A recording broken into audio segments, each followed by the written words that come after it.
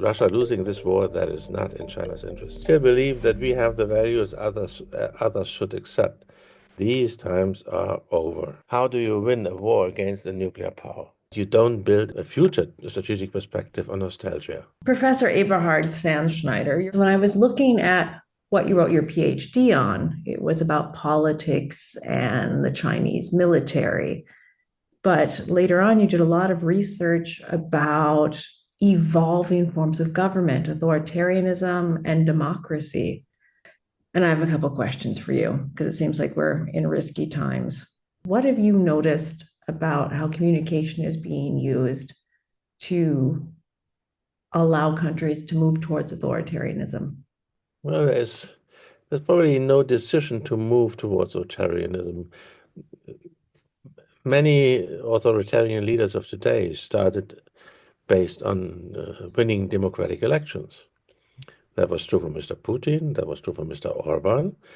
It's not true for President Xi Jinping because he is the successor to a series of communist party leaders. China has always been communist, despite the fact that it was a successful, economically successful communist country. That was not in our original textbooks about what communists do. We didn't believe that they create welfare. So there are different paths towards authoritarianism. For me, the biggest challenge is if you compare democracies and autocracies. In democracies, the core value is trust. If you are going to the ballot box, you are trusting that you are giving your voice to a certain politician and he should do what you expect him to do. This trust is important in a democracy, and if it's fading away, then democracies have a problem. Trust is not the core value of a communist system like China, for example, or any other autocracy. Trust is not the core value in Russia, or even not, perhaps not even in countries like Hungary these days. The respective value is control.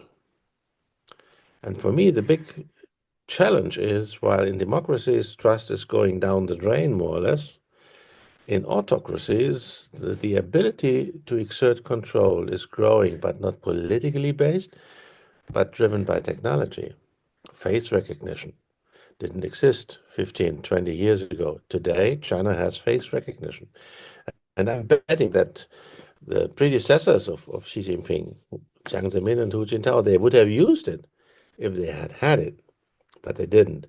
So the rise of technology-driven control is a big advantage for autocracies, and the loss of trust is a big disadvantage of democracies. That's one of the challenges of our times. You've been a proponent of looking at Chinese European relationships as kind of a smart interdependence. Yeah, of course.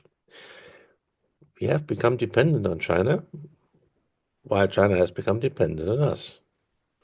It's a mutual dependency and was the basis of our common economic success. We need each other in both ways. Perhaps we need China a little bit more, meanwhile, than China needs us. But this dependency was the basis of our, well, economic welfare.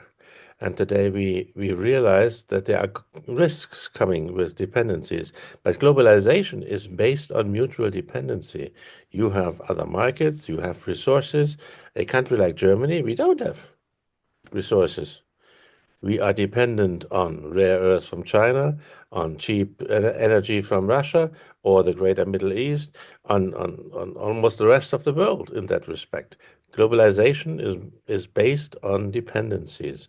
If you weaponize them, as we do today, then you are ending in a different situation, and the price is, well, tariffs, protectionism, the end of globalization. And what I'm missing is all these politicians asking for de-risking. That's a great argument to de-risk. Who wants to increase his risk or her risk? So de-risking is great, but we should be honest and tell people de-risking means also a decline in our welfare, in our economic performance.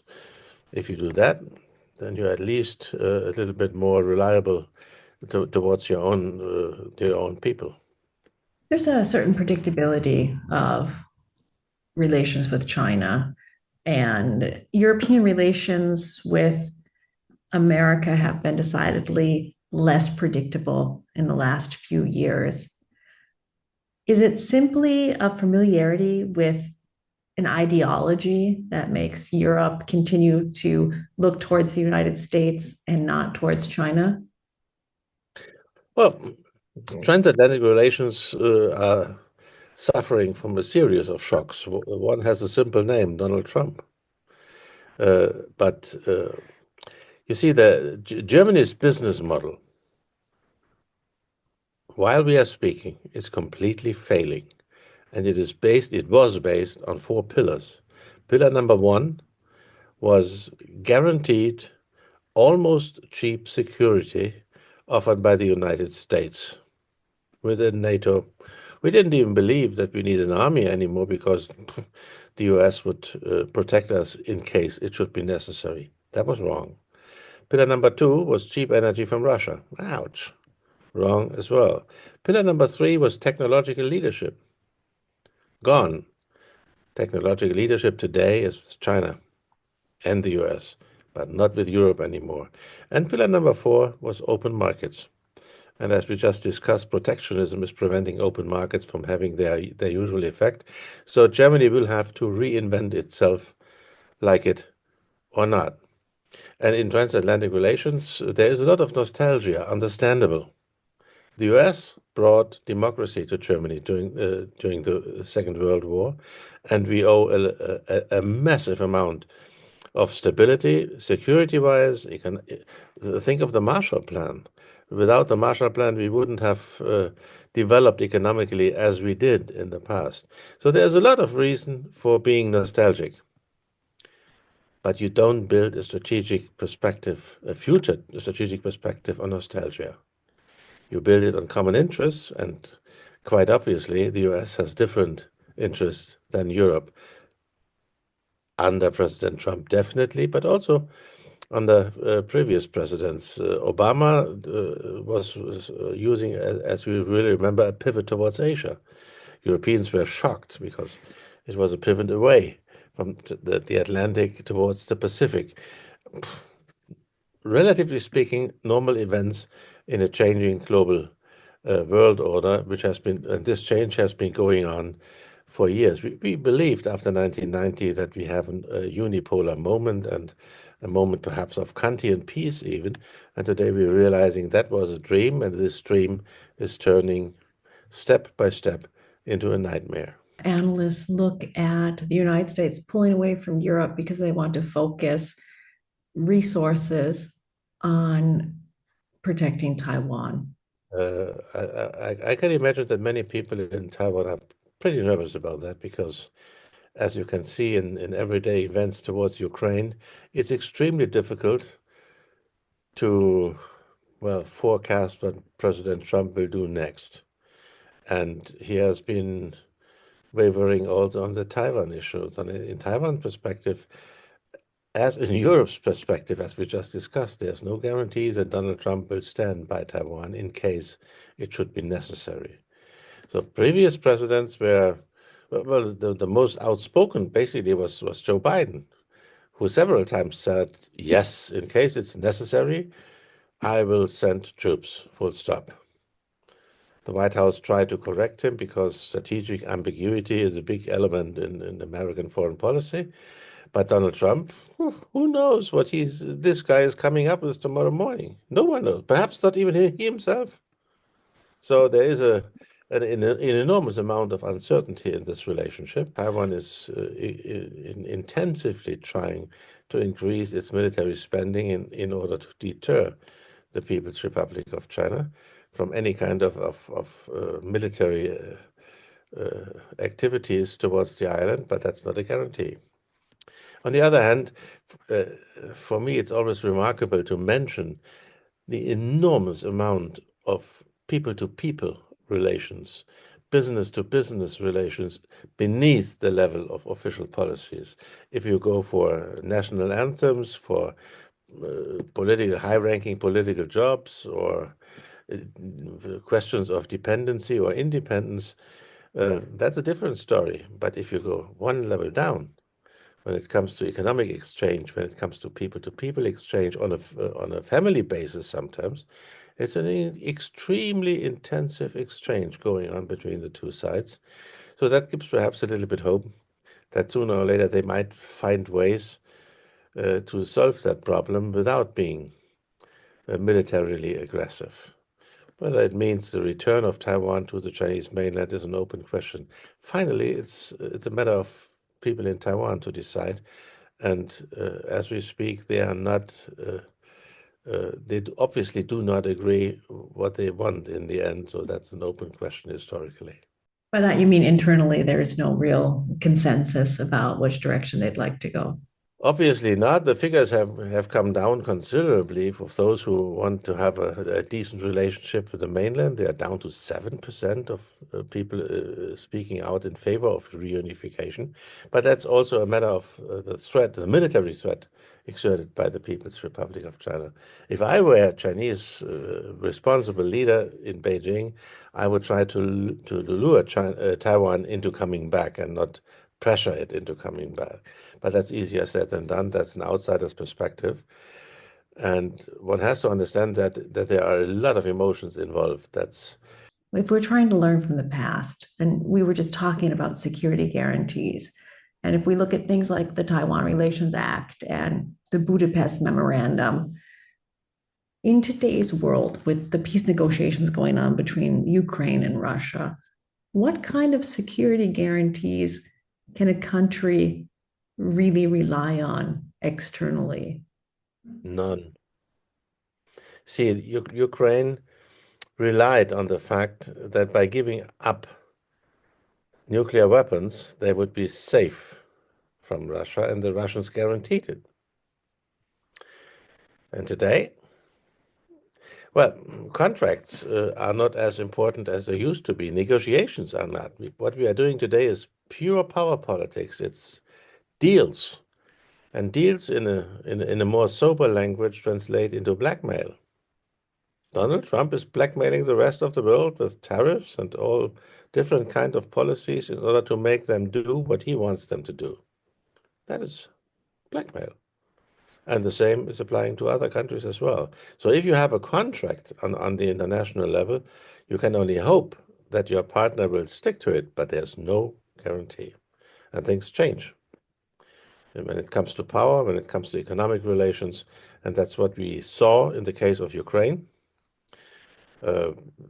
Even in a Russian perspective, you also saw it because Russia all of a sudden realized that NATO is coming closer and closer and closer. That was not the expectation of 1994 or even of 1990 when they agreed to the German reunification. They wouldn't certainly do it today with the experience of the last 20, 30, 40 years. So things change and you have to adapt to it. And that's the big challenge in a changing global world order, as we usually say. Well, let me flip this on you.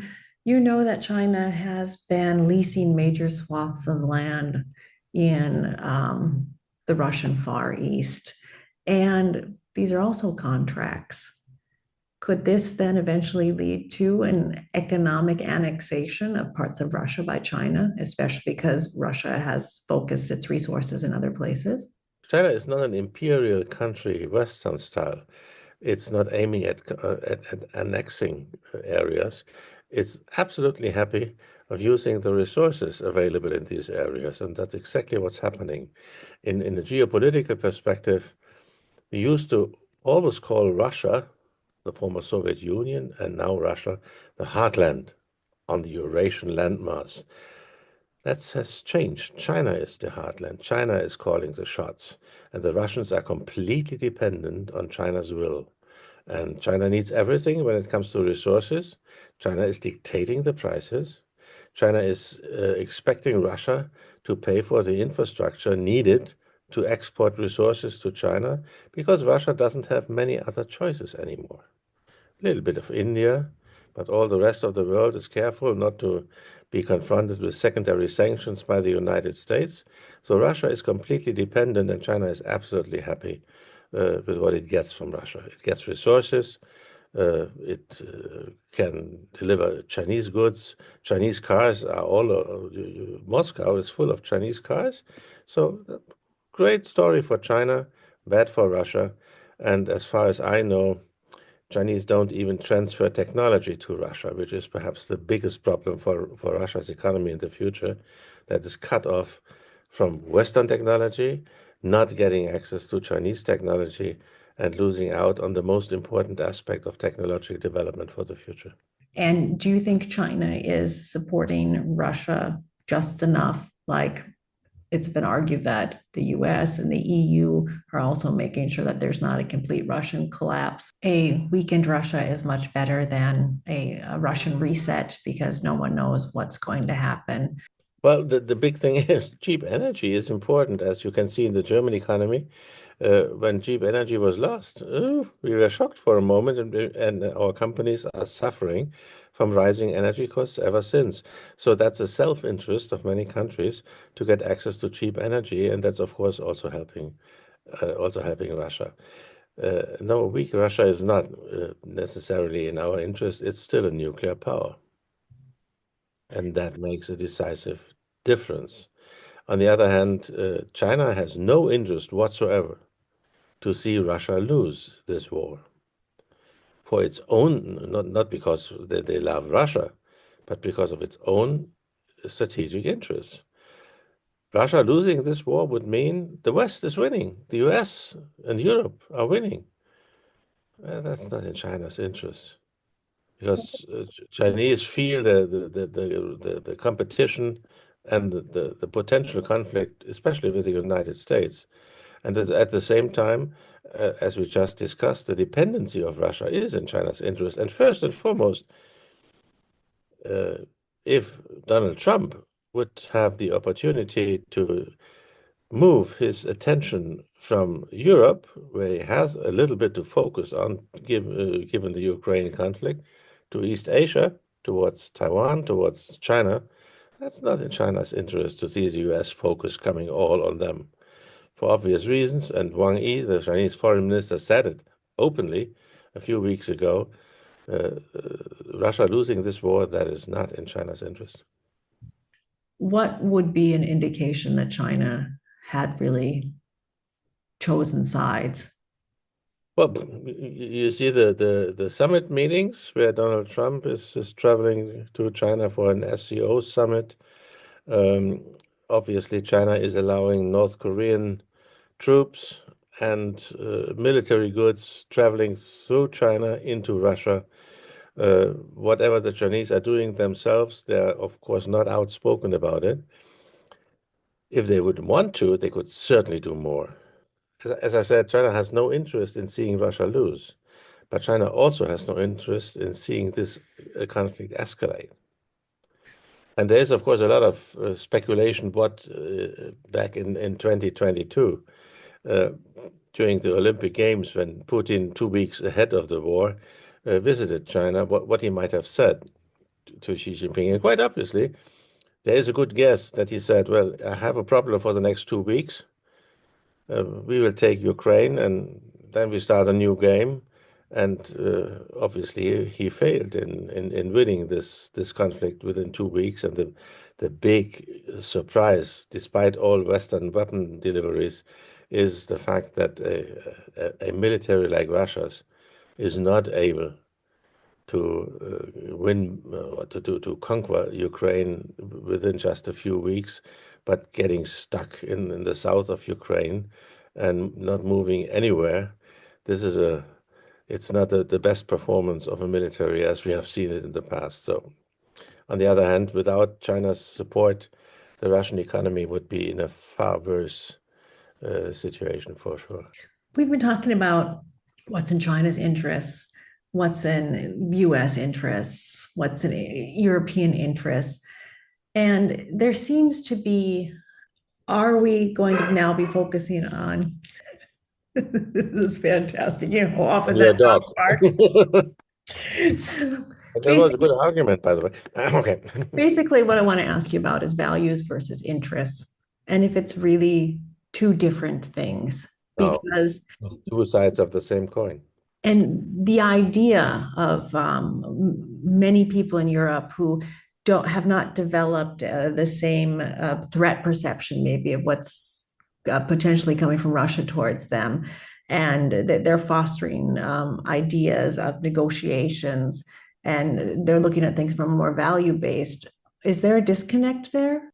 Yeah, of course, we still believe that we have the values others should accept. These times are over. Nothing is growing faster in China than national self-confidence. And no one in any, by the way, also in the so-called global south, no one is waiting for Europe to come and tell you how you run your business, how you organize your society, and how you organize your political system. You see, there is this famous BRICS format: Brasilia, Russia, India, China, and South Africa, plus, Plus, no, no. now plus. What do they have in common? Basically nothing. Yeah. Very, they have very different economic performances. They have Different very, cultures, different forms of government. but they have one thing in common. They hate to be teachered by the West, and they don't want to be teachered by the West. And that keeps them together. And that allows them to do annual summit conferences each and every year ever since 2006. So I keep quoting a Singaporean-based wonderful scholar. His name is Kishore Mahbubani. And many years ago, Carrie, while you and me were working at the German Council on Foreign Relations, he came to Berlin at a DGAP event at the ballroom of the Adlon Hotel in Berlin. And he gave a big speech. And the quotation I still remember is, the last 300 years have been an aberration in world history.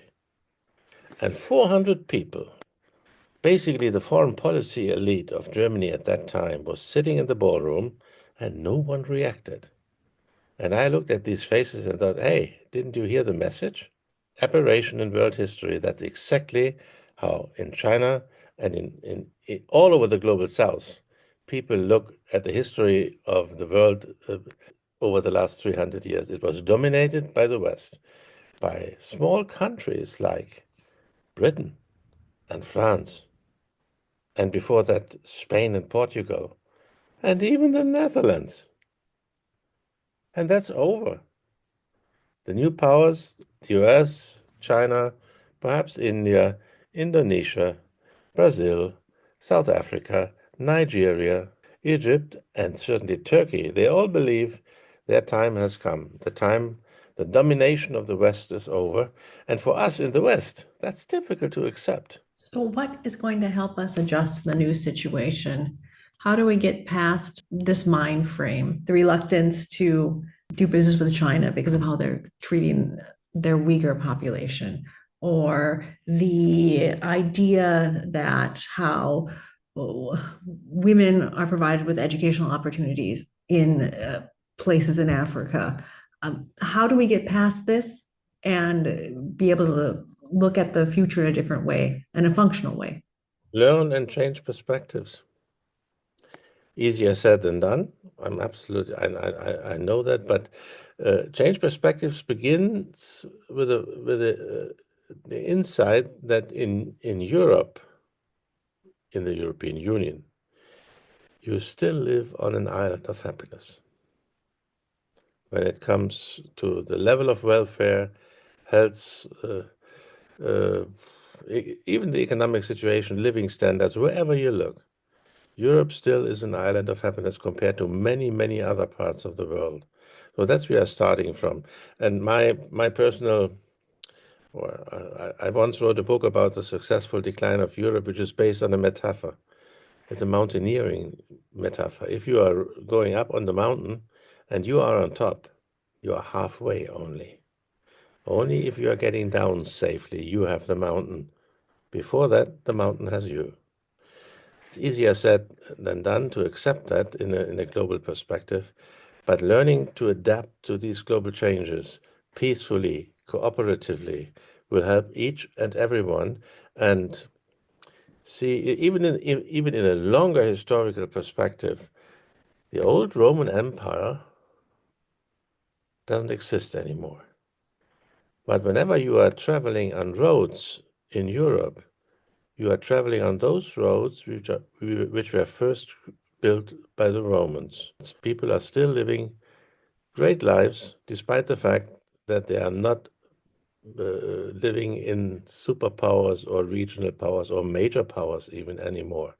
So take a relative perspective on the importance you have in the global world. These things are changing. The global order is looking for a new form, and that will develop over the next decades. And accept these developments and try to bring in as much of yourself as possible. If you were on the still lecturing at university, what would you be telling students that think that they can change the world? Because it doesn't sound like you're saying that individuals have much power to determine the shape of the future. It always starts with individuals. Try to get a job where you have influence on political decision making.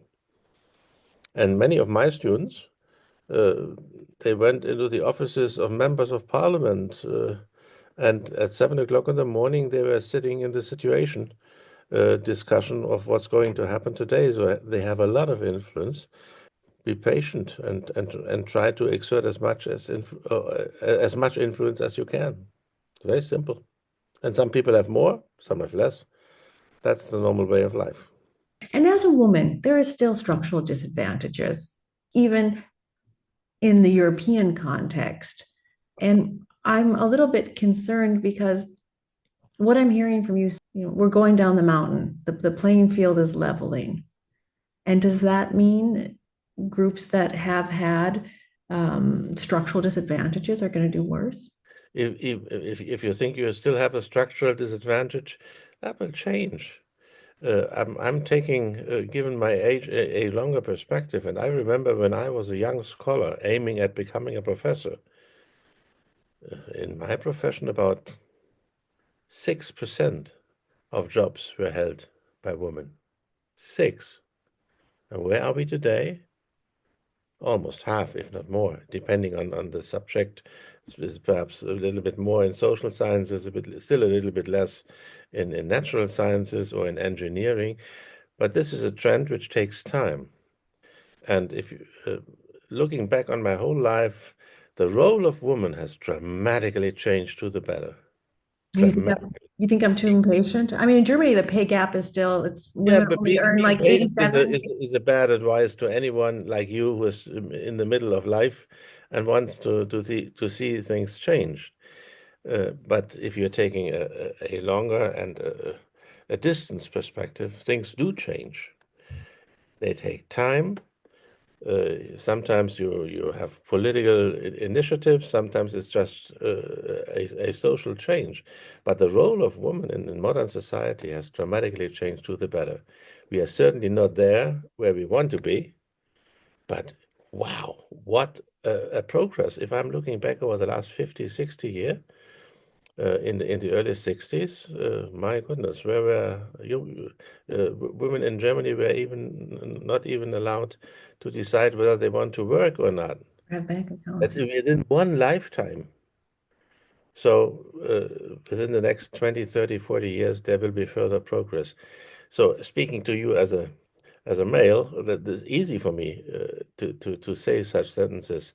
But if you take a sober, objective, distance perspective, I think there's a lot of hope. The history is a process. It's not black and white. It's going on in gray tones. And if I stay in the metaphor, the gray tones are becoming ever more lighter. I want to clarify one more point with you. We were talking about it's in whose interest it is if Russia loses. What exactly does losing for Russia mean for you? Because is it really them losing if they just withdraw from Ukraine? Is No. it losing if Putin loses power? What is losing for Russia? It is not in our interest to see Russia lose. Think about it for a moment, because a Russia which loses this war will always be an unruling Russia, a dangerous Russia, a Russia waiting for the next moment of attack wherever, perhaps even on a NATO country. It is important to find a solution acceptable to all sides. Difficult to assume for Ukraine because Ukraine will definitely lose areas. Donbas and Luhansk gone, Crimea gone. I think it's a matter of realism to accept that. What will happen to areas like Zaporozhye and Cherson? That's a different story. But if these two don't find a way, not only for an armistice, but also for a peace treaty, which allows them to be happy with the result, we will always have an area of insecurity and instability in that part of the world. So that's why I said it is not in our interest to see Russia lose all out. The big question has been discussed, how do you win a war against a nuclear power? That's one element. The biggest challenge is perhaps in a change in the Russian leadership after Putin, however long it takes. But who knows? That's absolutely open for speculation. But there will be no winner in this situation. I'm quite convinced. As someone that has watched diplomacy for a long time, do you believe that the best deals are when everyone is equally unhappy? Probably yes. That's an old saying by Henry Kissinger, and most probably he's right. Good diplomacy starts where everyone is believing we should be unhappy with the results. If both sides are similarly unhappy, everything is perfect. Okay, I've got one more for you though, and I keep saying that, but if we're talking about how there's no shame in realpolitik and realism and um, being interest motivated, because the argument has always been Ukraine is fighting for democracy for all of us. And if we're not talking anymore about values, Well, it doesn't matter of assumptions. No one knows whether this is. I remember when the first days of the war, the the question of Taiwan came up. No one was interested in Taiwan before. All of a sudden, everyone was, oh, if the Chinese are doing now the same to Taiwan, it's a completely different story. Now everyone is assuming if this doesn't go too badly for Russia, they might attack the Baltics or even Poland. Or if you believe this bloody Mr. Medvedev, he might even attack Berlin. Huh. So who knows? That's our assumptions. I remember Russian commentators using it for creating fear, but at the same time smiling at it because it's crazy. We can't even deal with Ukraine alone. Now we want to take on NATO? Come on. So you have to be careful not to be too unrealistic in your own assumptions, what might happen. Protect yourself, make clear where the limits are, and that's all you can do. All the rest is speculation of the future. hey, when you say protect yourselves, though, are you looking at a national type of protection and defense, or are you looking also at the responsibility of civilians to understand what risks are and what responsibilities they have for themselves? Both. In a democracy, you need people to understand that security is important. Otherwise, you won't get support for security. That's the basic element of democracy. So you have to explain to people why you increase your spending on military equipment and not in social sphere or in health or in education or wherever. You have to make decisions and you have to explain these decisions to your voters. How do you think governments should speak with their people about preparedness and what should they expect from them? Well, openly, transparently, seriously. Explain your policies, explain your threats, explain what you are doing. But that's simple. That's basic, a basic rule of any functioning democracy. No problem.